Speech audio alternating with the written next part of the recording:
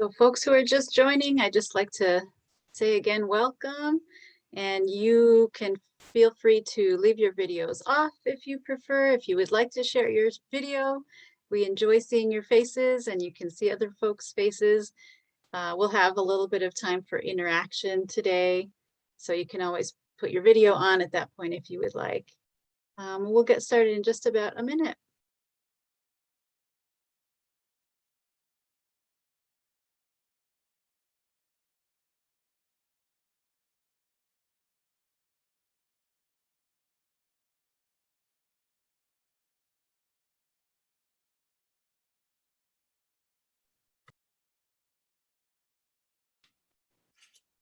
I see it's 2:05, Shira and Sherry. Are we pretty good to go? Yeah, let's All right. get started. Well, welcome everybody. We're gonna introduce ourselves, do some housekeeping, and then jump into the program we have you for this next hour, or have for you. My name is Clayton Lyons. I work with the Center for Dispute Settlement, and most of my work is primarily in community building and harm reduction and harm healing. So after there's been conflict or things go wrong, we do a lot of training around this work, included the topic we are presenting to you today, which is about bias. And we're really happy to be joining you on a beautiful Sunday. And I'll pass to my co-facilitators to introduce themselves next. Thanks, Clayton. I can go next. My name is Shira May. I'm the president and CEO at the Center for Dispute Settlement. I am at home, and so I will say that I have 2 dogs in my house that you may hear in the background. And if I mute myself suddenly, that's probably why. I'm delighted to be here with you. Really wishing we were in person. So just going to imagine that I got to greet you and see you in person, and hope we have another opportunity to meet again. And I'll pass it to Sherry. Good afternoon, everybody. My name is Sherry Walker-Coard, and I have the privilege of being a volunteer with the Center for Dispute Settlement, and I've been in various capacities with the center since 1990, and I just stopped adding up the years and just decided to say what year it started, and it's been my privilege to have all kinds of conversations, and I look forward to this hopefully being a conversation as well. And before we get going, we'll remind you of some, working Zoom etiquette and guidelines. For one, we ask you to just be mindful of your own microphone. There are moments where we're going to be hoping for engagement, but when we're presenting, just be mindful of the sound around you. If you have any issues, you can shoot me a chat just to the bottom right of your screen. And additionally, you can use the speaker setting if you want to see us, and you can pin us to your screen if you would like to just see us constantly. And so we're now going to begin with a land acknowledgement. And so we'd like to begin by honoring the traditional stewards of this land. So the land that we are on now is the ancestral and present-day home of the Haudenosaunee, which comprises the 6 nations: the Mohawk, Cayuga, Onondaga, Oneida, Tuscarora, and Seneca. In Rochester, where I am, where I presume a lot of folks here are, specifically we're on land of the Seneca Nation, or the Onondaga. This was taken forcefully by settler colonialism. And in this land acknowledgement, we hope to demonstrate respect for the treaties that were made on these territories and remorse for the immense harm that has occurred and continues to occur. We are striving to work toward partnership with everyone here and with the spirit of reconciliation and collaboration to achieve justice. So we'd like to begin with that land acknowledgement. Now I'll pass to Shira to say what we're doing today. Thanks, Clayton. Thank you for that acknowledgement. I always remember to ground myself and think about my feet being on the land too. So I encourage you to do that. Bring attention to where you are. So I want to talk a little bit about the Center for Dispute Settlement. We were founded in 1973 as the first community dispute resolution center in New York State, and one of the first 3 in the nation of its kind. We serve 8 counties in the Finger Lakes region, and we offer a variety of what's called alternative dispute resolution services. Our main one being mediation, which we do lots of custody and visitation, divorce, as well as landlord-tenant and small claims work. We work in partnership with the court systems as well as community organizations, businesses, nonprofits, healthcare systems, and so forth. We also do facilitation of dialogue. We do some fact-finding and arbitration kinds of work. And as Clayton mentioned, restorative practices and restorative justice, both with schools and some with criminal cases as well. We also have a training department, so we offer things like implicit bias training. What I'd love to do is encourage you, if you're interested in more of this, today is really just a taste of the implicit bias training that we offer. We recently finished a series of workshops for the town of Irondequoit where we trained 300 of their employees. So we encourage you, if you have a community group or a workplace that would like to do more of this, to please contact us. We'd love to really dig into this and have enough time to do this in depth with you. Our organization has invested in taking an anti-racist, anti-oppressive stance, which means that we elevate the voices of those who have been historically and systematically oppressed. And I like to mention that things like community conflict, for example, in our community currently, there's some quite elevated conflict around the town of Brighton, around the Israel-Palestine conflict. And we're starting to just have conversations with folks to hear stories and especially voices of people who've been the most impacted. So with that, I'm going to pass it over to Sherry to lead us in a check-in. So Clayton said we'd love to hear your voice, and also we invite you to use the chat. So I'd love to hear a couple people just checking in with, in this moment, maybe a word that represents how you are in this moment, right now. How are things for you right now?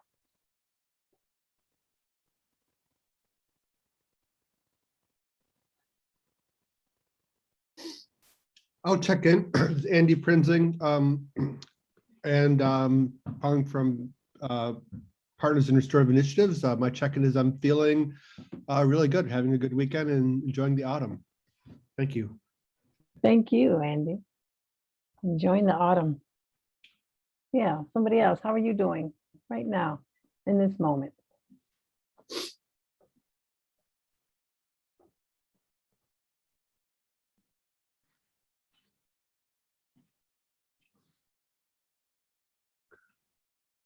I see you, Gail. Oh.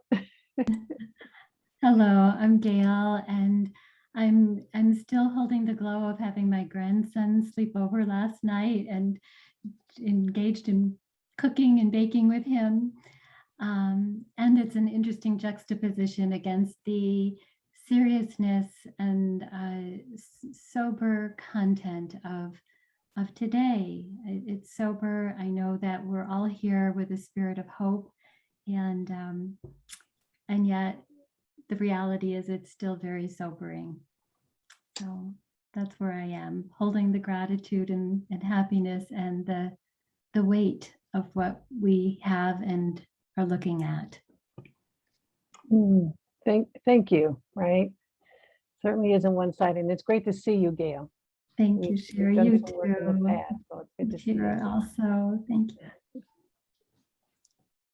Hi, my name is Courtney. I'm with Surge Rock, and I'm really happy to be here to hear different perspectives and so many great conversations with different panel members from all the different opportunities to meet. And I am just thankful for the opportunity, to be honest. Thank you. Thank you. Hope and gratitude and feeling good and loving autumn.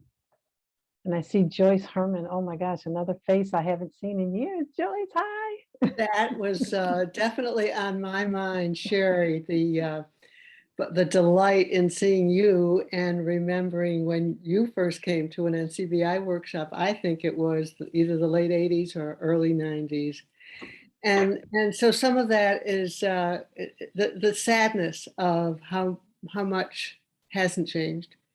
And so that at the same time, being very delighted with the today's the initial presentation that was very mind expanding, And the one that I heard of on schools and on the new curriculum really is a very hopeful direction, very concrete and hopeful direction. So holding all that again.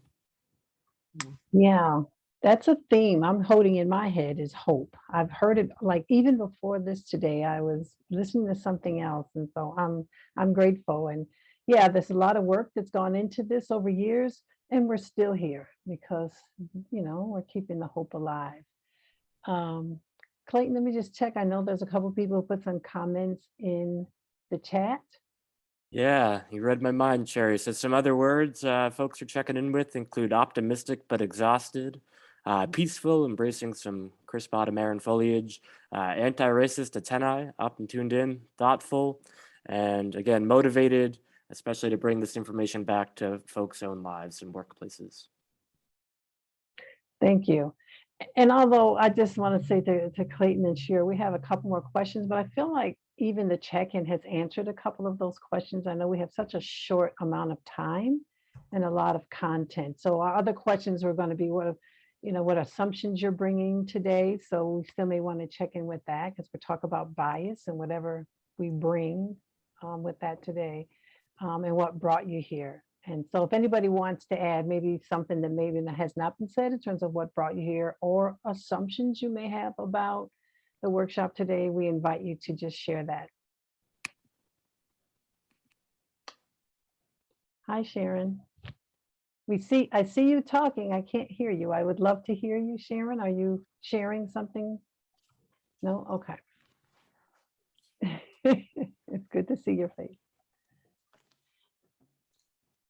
Okay. Thank you, Sherry. I think you're right. In the interest of time, if folks want to continue putting comments and thoughts on chat, we'll keep tabs of that. But right now we're going to move into talking about some of the content around implicit bias. So I'm going to share my screen. Give me a moment while I do that.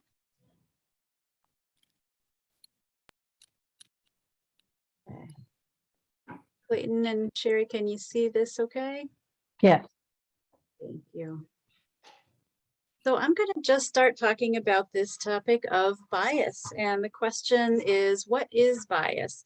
Recently when we gave this series of workshops, people came in with lots of different preconceptions. Often people think of bias specifically in terms of a negative prejudice, bias against a group of people, for example. But in the research that we draw from, we define bias as a preference or prejudice which can be in favor of or against a thing, person, or group compared with another. And then secondly, bias can also be the cause. So the bias can refer to our prejudice or preference. It can also refer to the cause, our thoughts and beliefs and values that cause someone to feel or show inclination for or against. And we refer to this book called Hidden Biases of Good People by Dr. Mahzarin Banaji and Anthony Greenwald. This definition really helps us understand that everyone has biases. This is another sort of big takeaway and learning for many people who may think, I don't have bias. I'm not a person who thinks negatively about any group of people. But the facts are that as human beings, we are born and come with DNA that trains our brain to make those kinds of determinations. So that's sort of one big message and takeaway is we want to acknowledge that we all have bias. It certainly doesn't make us bad people to have or acknowledge our biases. It actually makes us more able to interrupt and acknowledge and change our patterns. So I'd like to go over some different types of bias. One type of bias is actually primal. It can be a bias for or against things that we've never personally experienced. So for example, a fear of wild animals. I can think of people who are afraid of snakes who have never met a snake. Where do we come up with that? It may be simply our evolution. Maybe that as human beings, we evolved and have that history in our DNA stays with us. So the primal bias is something we can acknowledge. Yeah, if I were seeing a lion, yeah, I would have that primal bias. I need to put myself in a safe place. Protective bias is more about experiences that we've had around safety. So if I've, touched a hot stove and hurt myself, I might find that I have a protective bias to avoid those situations. I may even sort of take it to the next level and teach my children, to be very careful. So they're very important, meaningful, and protective, and help keep us safe. Cultural biases are really about things that we experience in our culture, in our family of origin, our community, our traditions. So mom's cooking, I may think my mom's cooking is the best. My mom makes the best stuffed cabbage, for example. It was a meal she always made. And that biases me as, something that I prefer. I might go to restaurants that remind me of that. Might stay away from spicy foods. My mom didn't make spicy. And then systemic bias is that which comes from inequity. And in the United States, as we know, there are historic and systemic systems of oppression that create groups that are more dominant and provided with more privileges, and groups that are often excluded. And so as a result, we develop biases for and against groups of people based on that experience. And there are many ways that we learn about biases from media, social media, family, and so forth. So I'm going to turn it over to Sherry for our next piece.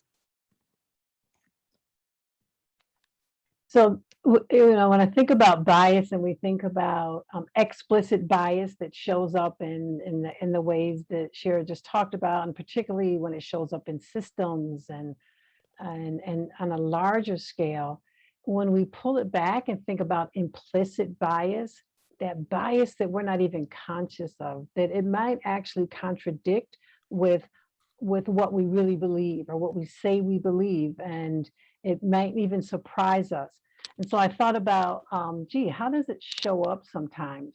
So if I go somewhere like to a movie theater or some place where there are other people already sitting, I recognize that my biases are kicking in right then. I'm choosing who to sit next to, who not to sit next to, without thinking much about it, because it happens so quickly. And and again, it was said earlier in terms of our biological responses, that it comes from the experiences that we've had throughout our time. And although we work hard to be conscious and make conscious decisions when it comes to this work, there still is some implicit energy going on within us. Even if I say something like, oh yeah, I went to the doctor, it was a Black doctor. I mean, why do we have to identify that? Or yeah, I was sitting next to a person with a disability. I mean, so what is that about that we have to name it, and there's something in us that's implicit about that. And it's like, that's the other person, that's the otherness that we talk, that we think about. And then Benaje, who was mentioned earlier as one of the authors of the book Blind Spots, comes from a time when our clans and our tribes, and we use that word now. It's interesting to me that now people are saying, my tribe, and that whatever that group is, our sense of belonging together, that we felt safe. And again, it became a survival mechanism, and that's fine until it goes way beyond just what happened in the past. So let me just stop there and just see if there's any reaction. Anybody have anything to come up for them really quickly? Implicit bias. Okay. And again, please put things in the chat, and Clayton's monitoring that for us. Yeah, we do have one chat comment from Monica saying she's the chair of a volunteer DE&I committee, and that implicit bias is required foundational knowledge to begin to do a cultural shift, which I think we all really agree with, and appreciate you putting it in that broader context of what we're aiming for. Yeah, absolutely. Okay, so then we're moving on to blind spots. And we see the picture of the car mirror. That's like one of the most obvious ways of thinking about a blind spot. And again, we're not aware of what we can't see, but what we can be aware of is that we may be missing something. And so I mentioned often in doing these having these conversations that I'm not one who thinks consciously about blind spots when I'm driving. But I have my daughter who says, I'm always thinking that there may be somebody in my blind spot. And so I'm wondering if we can begin to think that way, that automatically, what am I missing, right? Am I experiencing a blind spot? Is there some bias that I have that's hidden as I go along, because it becomes a way of life to begin to look for that and noticing any behaviors that I might change as a result of where I am and what I'm doing in that time. And then how much of it is really not conscious. And the next slide, I'm going to go through this quickly because I want to speak to the next slide. And we think about the unconscious bias, and we think about our brain, and you see 11 million bits of information per second go through our brain. And our conscious mind can handle maybe 40 to 50 bits. Some people say less than that, because we're automatically responding. And when that comes to us, there's another piece that also says within the first 7 seconds that we meet somebody, we automatically make 11 judgments instantly. Instantly, within the first 7 seconds, at least 11 judgments. And so that's constantly going on in our brain. Again, we're trying to determine whether it's safe, whether it's friend or foe. Is it part of my in-group? Is it part of the other? Where's my safety in this? What's my fear? And I'm working from the bottom up.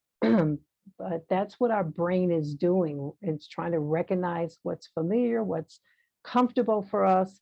And that's how we determine where we're going to go from there until we can make some conscious choices to do something differently.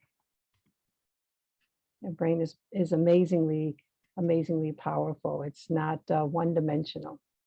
Thank you. So I find it very helpful to contextualize biases within the broader scope of culture, and within the broader scope of violence even, because ultimately the Living-Centered End Hate is you're discussing how we can just do just that, ending hate and ending violence. And so if we're talking about biases at the bottom here, attitudes based in stereotypes, fears of difference, perhaps justifying those biases by only seeking out like-minded individuals, or sources that really only confirm what we already believe. This is all kind of ground level. This is the culture we live in, where everyone's got biases. People are making associations with past experience, with what they've heard from social media about other people, based on what they've been taught. But ultimately, that does move its way up this pyramid, and those biased attitudes will turn into biased acts. And so all of this exists along a spectrum.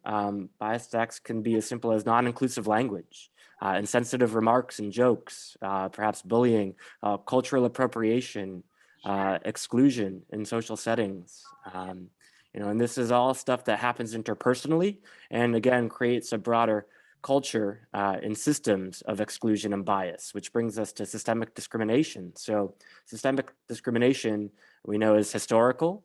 It's been built up over time. It contributes to biased attitudes and acts of bias, and it receives further solidification in those things. It's a bit of a cycle. And we see systemic discrimination in our own communities, in housing disparities, criminal justice disparities.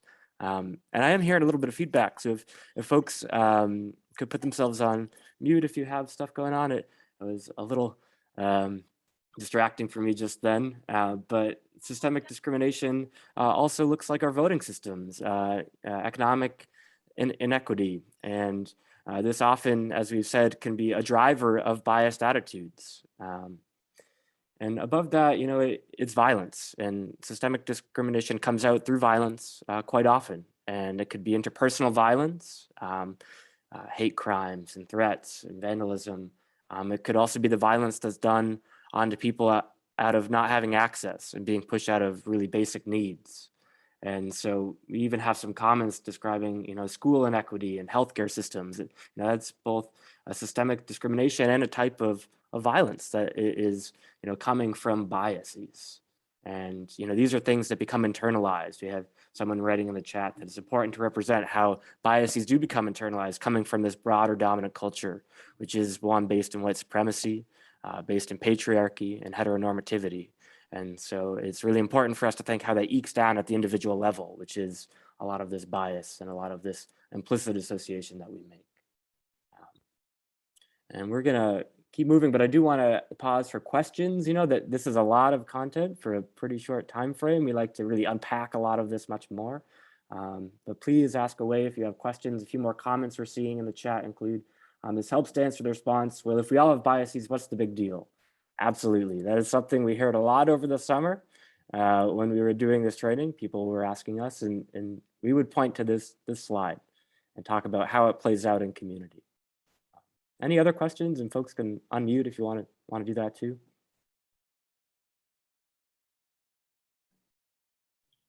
Clayton, it just seems to be a great appreciation for just saying, oh, it's natural. It's, we all have biases and, and those kinds of things, unconscious. And so what? And this is the so what that people are recognizing, that those biases can lead to these other layers that can be hateful and violent. Absolutely. And microaggression is another reminder of how biases come out and play out, especially at the interpersonal level. And the word micro and microaggression does not mean small harm, right? We know that microaggression is actually a big deal. Even though the word micro is there, it is an aggression. And micro can mean just in that moment. There's a question if this slide deck will be available. I believe so. You can certainly do that. Okay. And I think we can move to the next slide here. So we're going to play a video now. And this video is going to talk about a moment where a bias that is culturally held comes out at the individual level. And we hope that you'll watch and process with us afterwards.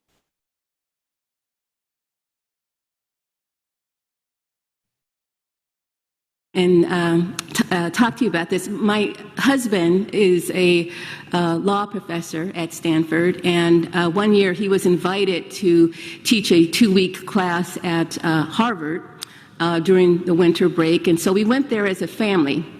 And my husband stayed behind to teach this class. And I was on the plane going back home to California with my son, who was 5 years old at the time. And so we're on the plane, and my son looks up and he sees this guy, and he says, "That guy looks like Daddy."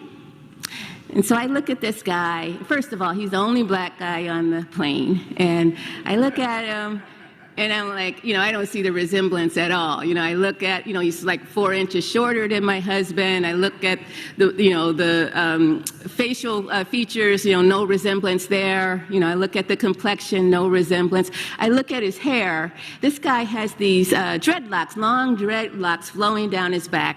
And my husband is bald.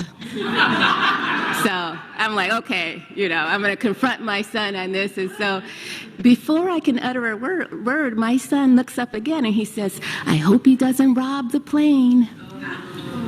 And I said, "What? What did you say?" He said it again, "I hope he doesn't rob the plane." And I said, "What?" I said, "Why would you say that?" I said, Daddy wouldn't rob a plane." And he says, yeah, I know. And I said, "Well, why would you say that?" And he looked at me with this sad face, and he said, "I don't know. I don't know why I said that. I don't know why I was thinking that." We are living with such racial stratification that even a 5-year-old can tell you what's supposed to happen next.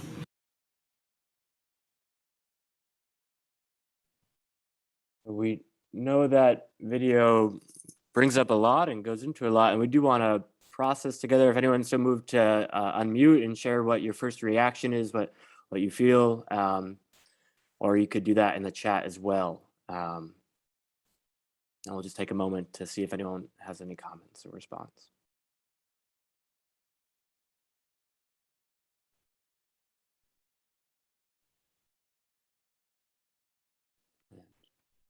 And just what that experience is like watching that, what it brings up for you.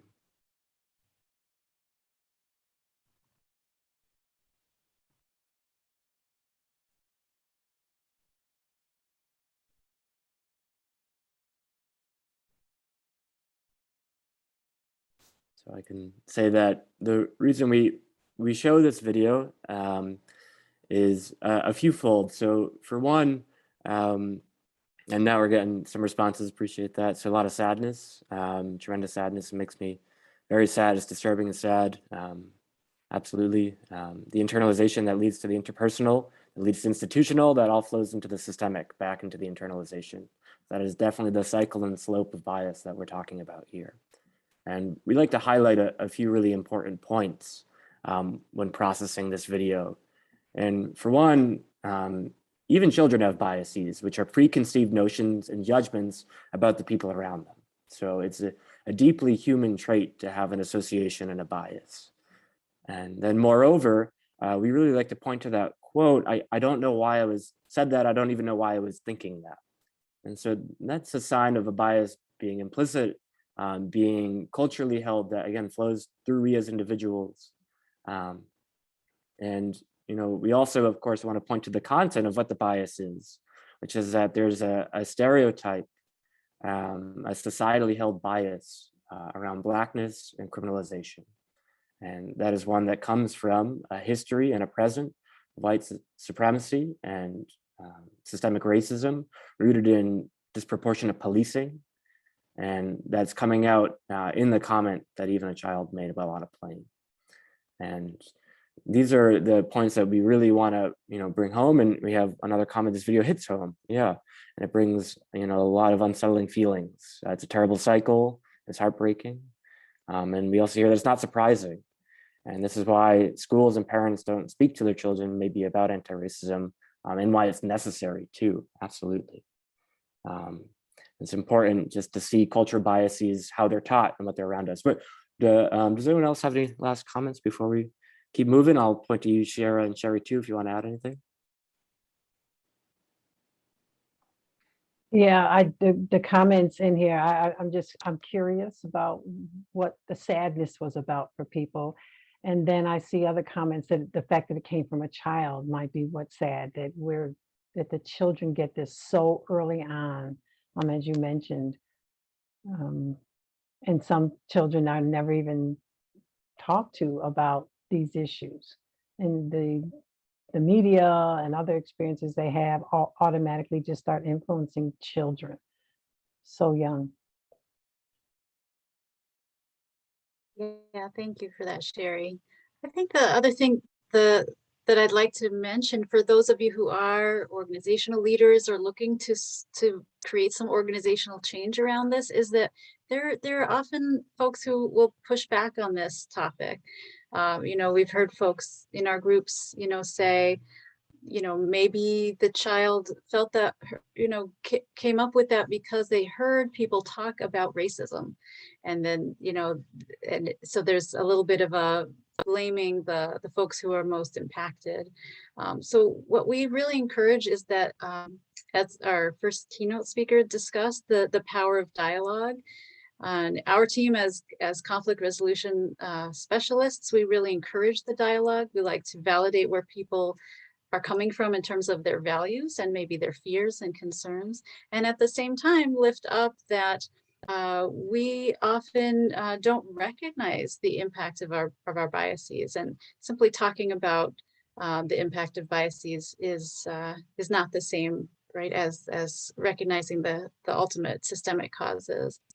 So just making sure that people can have dialogue, can express differences and reactions to this content, and then keeping the conversation going feels really important. And we're next going to actually show another video. And this next video is a bit more about, where these systemically created and culturally held biases come from. And this is very pertinent to Rochester, and we can talk about that afterwards too. I just want to give a bit of a warning. There is some language warning. There's a F word in this, and it is challenging content. So just to give you a little heads up. You know what's so sad, man? You know what's wild? Martin Luther King stood for nonviolence. Now what's Martin Luther King? A street. And I don't give a fuck where you in America. If you're on Martin Luther King Boulevard, there's some violence going down.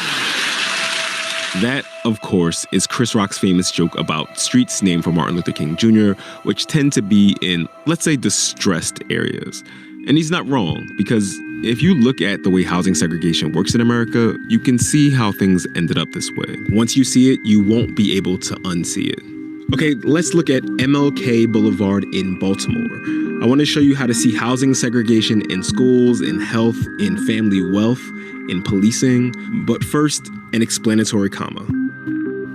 It's the 1930s in the wake of the Great Depression. FDR's president. He wants to bring economic relief to millions of Americans through a collection of federal programs and projects called the New Deal. One part of that New Deal was the National Housing Act of 1934, which introduced ideas like the 30-year mortgage and low fixed interest rates. So now you have all these lower income people who can afford homes. But how do you make sure they don't default on their new mortgages?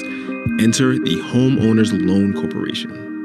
The HOLC created residential security maps, and these maps, they're where the term redlining comes from. Green meant best area, best people, aka businessmen. Blue meant good people like white-collar families. Yellow meant a declining area with working-class families. And red meant detrimental influences, hazardous like foreign-born people, low-class whites, and most significantly, Negroes. Again and again on these HOLC maps, one of the most consistent criteria for redline neighborhoods is the presence of Black and brown people. Let's be clear, studies show that people who lived in redlined areas were not necessarily more likely to default on their mortgages, but redlining made it difficult, if not impossible, to buy or refinance. So landlords abandon their properties, city services become unreliable, in most places crime increases, and property values drop. All of these conditions fester for 30 years as white people flee to the brand new suburbs popping up all over the country. Many of those suburbs institute rules called covenants that explicitly forbid selling homes to Black people, and all of this was perfectly legal. Now it's 1968, and MLK is assassinated. Good evening. The Reverend Dr. Martin Luther King, 39 Apostle of nonviolence in the civil rights movement, has been shot Martin Luther King was shot and was killed tonight in Memphis. In the aftermath, Congress passes the Fair Housing Act of 1968. It's a policy meant to encourage equal housing opportunities regardless of race or religion or national origin, and it offers protections for future homeowners and renters, but it does little to fix the damage already done. Over the next 50 years, the Fair Housing Act is rarely enforced. So you can still see housing segregation and its effects in Baltimore and often along any MLK Boulevard in any U.S. city, like its effects on wealth. So home ownership is the major way Americans create wealth, right? Well, discrimination in housing is the major reason that Black families, up and down the income scale, have a tiny fraction of the family wealth that white families do, even white families with less education and lower incomes. For almost 30 years, 98% of FHA loans were handed out to white borrowers. Not only were Black neighborhoods redlined, and not only was the Fair Housing Act selectively enforced, if at all, but it is still today much harder for a Black person to get a mortgage or home loan than it is for a white person. Families are fearful of speaking up about a basic human right that should be afforded to everyone in the world, but definitely in the richest country in the world. And housing segregation in schools. The primary way that Americans pay for public schools is by paying property taxes. People who live in more valuable homes have better funded local schools, better paid teachers, better school facilities, and more resources. Here's a feedback loop. The better the schools in a neighborhood, the more those homes in that neighborhood are worth. And the higher the property values of those homes, the more money there is for schools, and so on and so on. And housing segregation in health. Because of urban planning that benefited those richer, whiter neighborhoods, people of color are more likely to live near industrial plants that spew toxic fumes. They're more likely to live far away from grocery stores with fresh food, and in places where the water isn't drinkable. They're more likely to live in neighborhoods with crumbling infrastructure and in homes with toxic paint. When you're living with rats, roaches, and things like that, that's deplorable. You cannot have that kind of stuff with children running around in a building that may be full of lead. Not coincidentally, people of color have higher incidences of certain cancers, asthma, and heart disease. and housing segregation in policing. Housing segregation means we are having vastly different experiences with crime and vastly different experiences with policing. Because our neighborhoods are so segregated, sometimes racial profiling can be camouflaged as spatial profiling, where living in certain areas can make you more likely to be stopped by the police. And it means that people have a lot of unnecessary contact with the criminal justice system just because of where they live. The problem in our city, the police and the citizens are fighting. They keep targeting my brothers and sisters who don't really have nothing. And that heavy, aggressive kind of policing that you see in Black neighborhoods in particular makes people feel like they can't trust the police. And when people don't trust the police, crimes go unsolved, and people have to find other ways to keep themselves safe. But of course, it's not just Baltimore, because housing segregation and discrimination fundamentally shape the lives of people in nearly every major American city. It really is in everything. To hear more about how race shapes American life, visit npr.org/codeswitch. I'm Gene Demby. Be easy.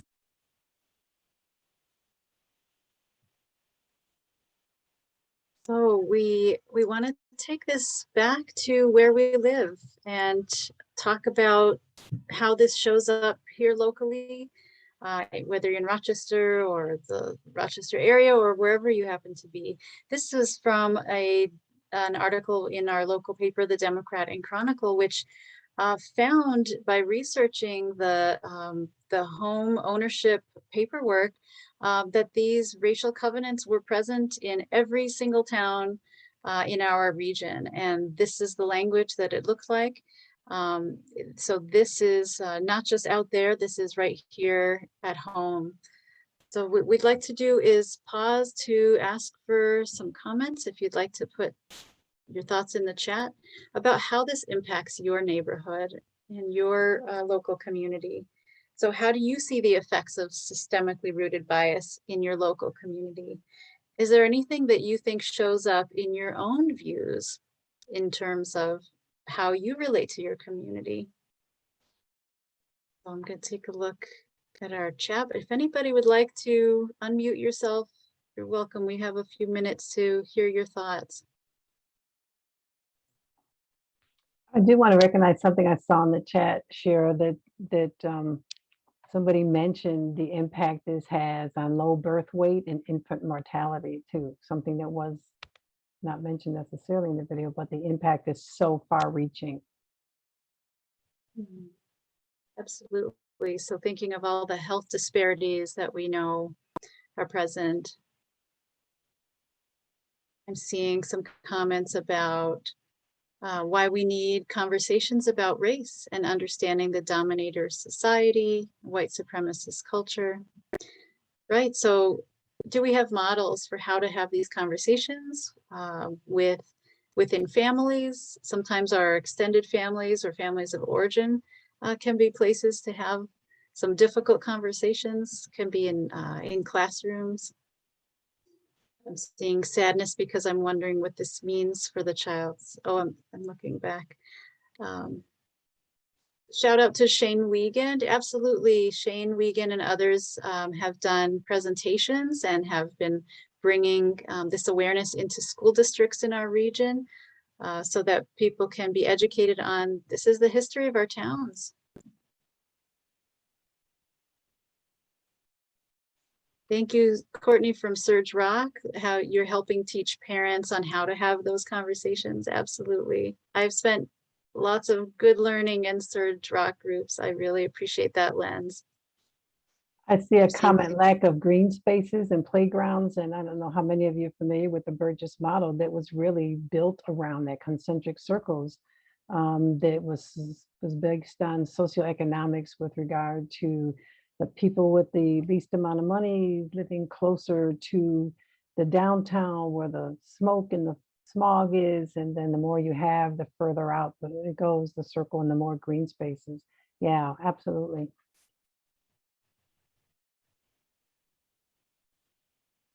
And thank you. Also shout out to 540 West Main, which has wonderful trainings on having difficult conversations, how to be an ally. And now with the future plans for the inner loop, right? So thinking about infrastructure and how money gets spent on development, housing, and what the priorities are in budgeting. So we thank you for kind of tuning into how this affects your neighborhood, how you see this showing up. And now what we'd like to do in our remaining time is talk just a little bit, give you a little bit of hope. I heard the word hope come up several times throughout our day. A little bit of hope in terms of what can you do? What can each of us do in our own sphere of influence, in our own learning, in our conversations?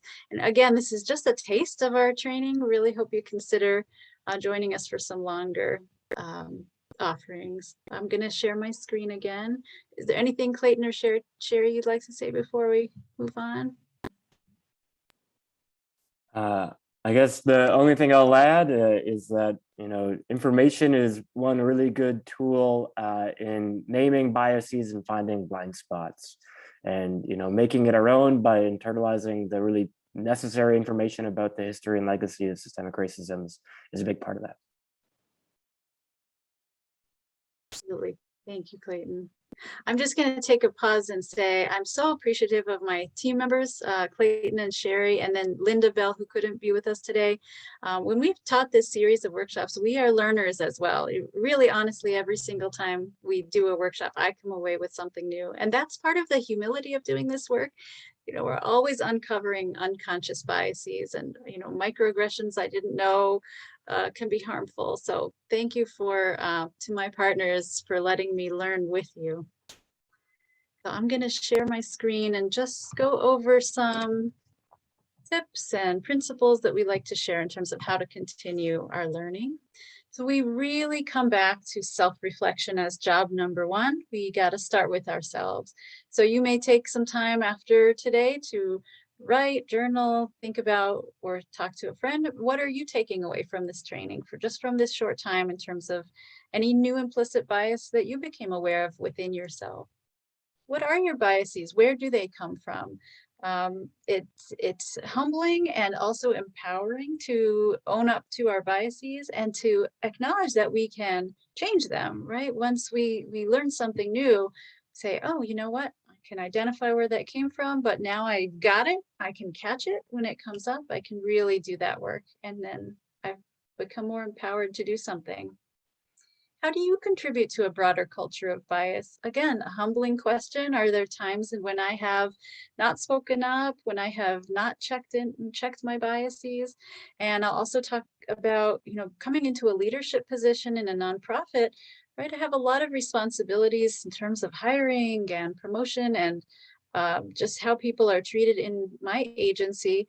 And if I'm not questioning those things, I'm certainly contributing to a broader culture of bias within my sphere of influence. So I have that constant work to do, as we all do. Continue with learning. What else can we do after today? We can read, watch, listen, whatever you prefer. I'm a video person. I don't like to pick up books. I really like to watch it on YouTube if I can. I love watching documentaries and movies. So is there a topic maybe or a community that you say to yourself, I could just learn a little bit more about that group? We like to say center the voices of Black, Indigenous, people of color, and those most disaffected by systems of inequity and oppression. And this really aligns with our restorative justice framework that the folks who have been most impacted are the people who have authority on what it means to experience, whether it's racism, sexism, right, homophobia, etc. So we want to really read sources and learn from those people in those communities themselves. And participate in additional work on bias disruption. Thank you for folks who are naming all of the great community resources that we have. We love seeing that work. We refer folks to all those organizations as well. Want to mention NCBI and PERI and lots of other groups that worked, the Gandhi Institute worked toward this goal. How about from me to we? So what does it look like to share what you learned? Tell a friend about this topic, join a local cause or group, use your own relationships, privilege, and places of influence. When we find that we are in a position where we have privilege, right? I can be an ally to someone who may not have a privilege or may not have their voice elevated. And that really is something that I can give back. And doesn't mean that I don't have my own challenges, right? But it means that in this particular sphere, I can have power to make a difference. So we're gonna take the rest of our time for just some conversation, questions, or comments, but please do reach out to us. Put our website up there. You can check it out. You can sign up for our newsletter to find out about upcoming events or trainings. We are looking for volunteers to take our mediator training and join our team. So please reach out. We'd love to hear from you. So I'm gonna stop. Yeah, thank you. I also just want to just remind people to breathe. And I say that because when you say when we catch ourselves, right? When we catch ourselves in our biases, and the brain starts firing, it's releasing cortisol, and which increases the stress level. And just breathe, and it helps to dissipate the cortisol level. It really does. And we can like center ourselves again. And so I just want to say, when you catch yourself, take a deep breath, because our body follows our mind, and it'll start reacting, and we want to just breathe and begin to do something differently when we catch ourselves. I love that so much, Sherry. I'm so glad you said that. I can use all the reminders I can. And to kind of add to that thought, that line of thinking is to exercise our self-care, give ourselves a rest, reach out for support when we need it. This is hard work. It can be emotional, it can be challenging and taxing. I often say to myself, if I'm working for the dignity and justice for other people, am I treating myself with dignity and justice, right? Am I really giving myself everything that I need to fill up my cup and keep going? I see there was a question. Yeah. Go ahead. Yeah, go ahead, Clayton. You could take it. Okay. Yeah. So the question from Ebony: how long is the mediator training? That's a great question. So the one for folks to kind of join our ranks of volunteer staff and contracted mediators is 5 days. Not mostly 5 full days, but you might get out a little early. You might not be there the entirety of that time. We do offer other trainings as well that aren't as time consuming, and we offer trainings for groups and organizations, all sorts of stuff.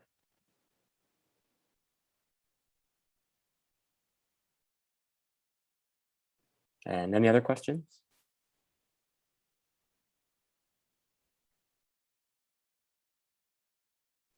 Is there anyone who would like to bravely offer something that you might do in the coming week, whether something you'd like to learn or something you'd like to share with other people?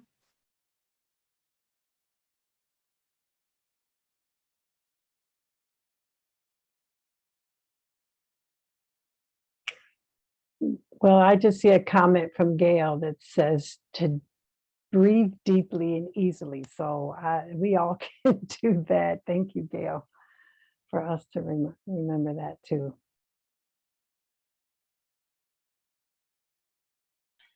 I really want to thank you. This has been a really, really great session, and very, very, very motivating too as well.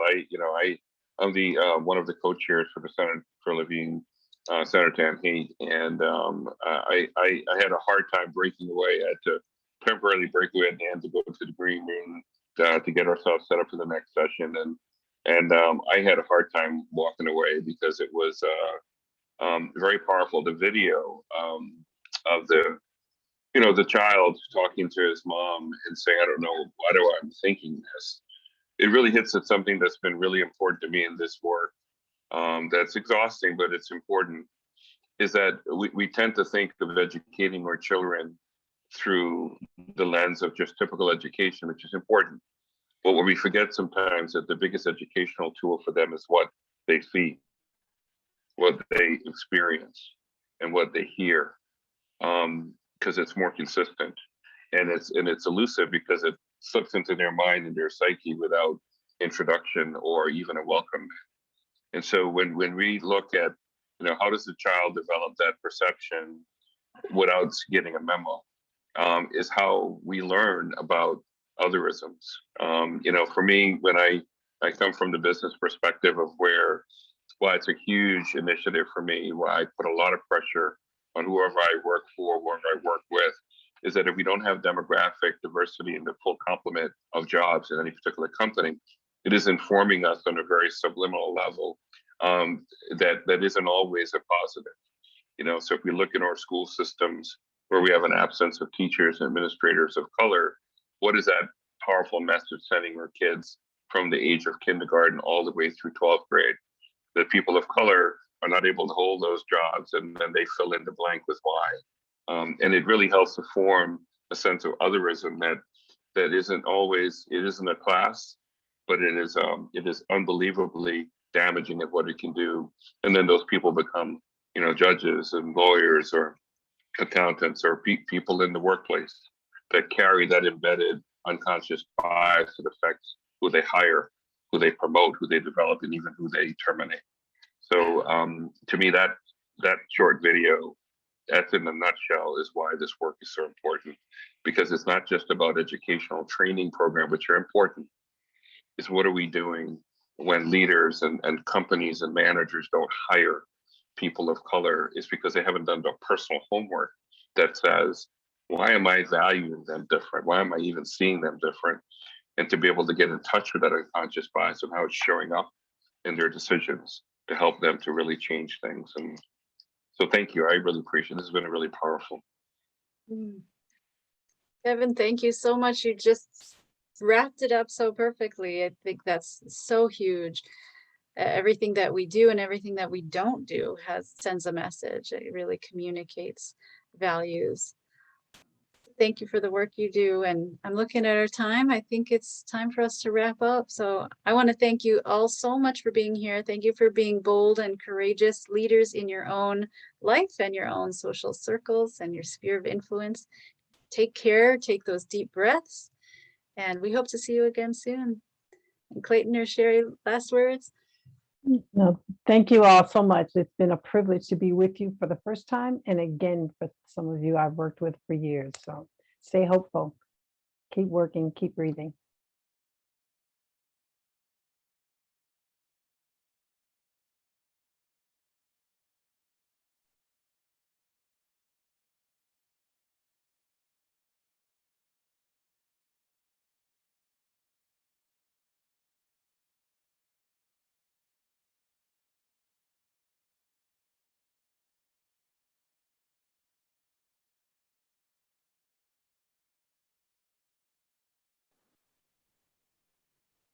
There's a comment that says, snap, snap, clap, clap, stomp, stomp. Yes, I really like that.